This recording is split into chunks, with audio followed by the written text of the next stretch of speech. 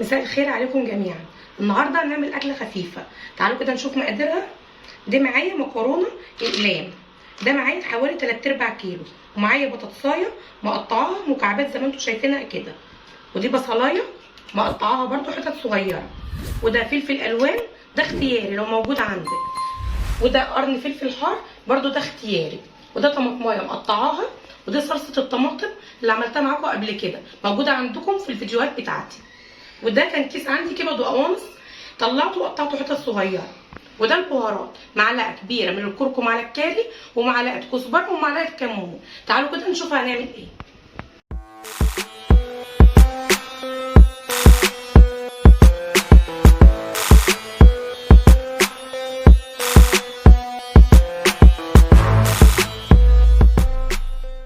حطينا دلوقتي حله على البوتاجاز، حطينا فيها شويه زيت وكبات فيها البصلايه، هنحمرها كده حاجه بسيطه.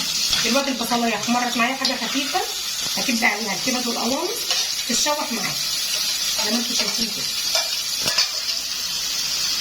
وهنحط عليها شويه من الفلفل الاسمر،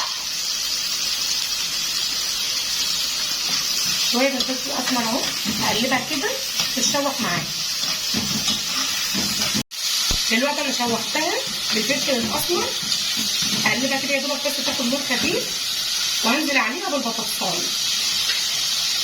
دي بطاطسايه قطعتها مكعبات زي ما انا قلت لكم كده، هشوحها بس كده معاها تاخد لون.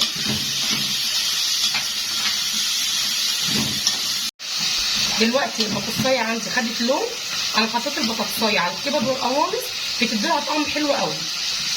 هكب دلوقتي عليها الفلفل الالوان، واللي ما عندوش فلفل الوان عادي اي فلفل موجود عنده، مش عايزه تحط ده اختياري برضه، بس بدي شكل حلو بس معاه، وطعمه برضه بيبقى جميل جدا.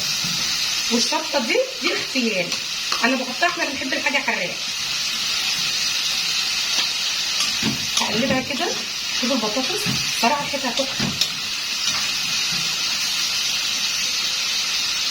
هحط شويه من الكركم على الكاري، بتصفر المكرونه عندي والبطاطس وبتخلي طعمها جميل قوي، وده شويه من الكزبره وشويه من الكمون، وهسيب الباقي دلوقتي. انا بقلبها كل شويه عشان ما تتحرقش مني والبطاطس تلزق معايا في الحله زي ما انتم شايفين كده، حوالي 5 دقايق كده تقريبا. دلوقتي هحط الطماطمايه اللي انا مقطعاها معايا مكعبات، وهقلبها برده. كل ده انا شغاله والنار عاليه معايا. هقلبها شويه بس كده على اساس تخلص بسرعه. الكبد والقوانص اللي كانت عندي دي حوالي ربع كيلو. هكب دلوقتي صلصه الطماطم بتاعتي. يا دوبك بصوا من الاول البطاطس يا دوبك داخله على السوا، ما استوتش قوي. هكب دلوقتي صلصه الطماطم. الطماطم دي هقول تاني اللي انا كنت عاملاها موجوده عندكم، خشوا على الفيديوهات وانتوا تشوفوها. انا دلوقتي هسيبها تتسبك مع بعضها شويه، البطاطس والكبد والقوانص والفلفل والصلصه تتشرب كلها من بعضها. هسيبها حوالي 5 دقايق وهدي عليها البوتاجاز. بعد ما عدى حالا عليا 5 دقايق البطاطس بدات تستوي معايا اهي. هكب عليها المكرونه واسيبها برده تتشرب منها.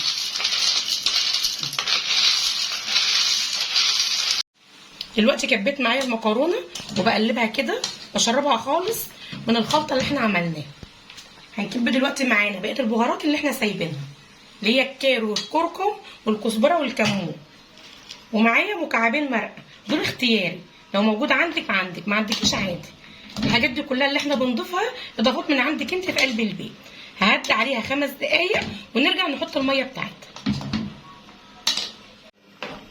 دلوقتي انا حطيت حالا الميه بتاعتها، حطيت 3 كوبايات ميه، وهحط عليها معلقتين خل، وحطيت الملح بتاعنا حدقته. الخل ده بصراحه اللي بيخلي طعم المكرونه عامله زي الطواجن بتاعت بره. ودوقوا انتوا الملح وحدقوا زي ما انتوا عايزين. اهم حاجه ما بنحطش ميه كتير للمكرونه لان هي تعتبر واخده نص سوا. دلوقتي بقى انا كده خلصت، هغطي عليها وكل شويه هقلب فيها عشان ما ينفعش اسيبها، لو سبتها هتلزق مني في الحل لحد ما تغلي وهنهدي عليها النار. دلوقتي احنا هنهدي عليها حالا النار، وهنفضل كل شويه نتابعها بالتقليب لحد ما تستوي معانا، وبألف هنا وشفا. ده الشكل الاخير معايا دلوقتي للمكرونه، مكوناتها موجوده في كل بيت. اتمنى ان انتوا تجربوها وان شاء الله هتعجبكم، بس ما تنسوش تشتركوا في القناه وتفعلوا الجرس ليصلكم كل جديد. كان معكم ام كريم من قناتي ابسط من البساطه، والسلام عليكم ورحمه الله وبركاته.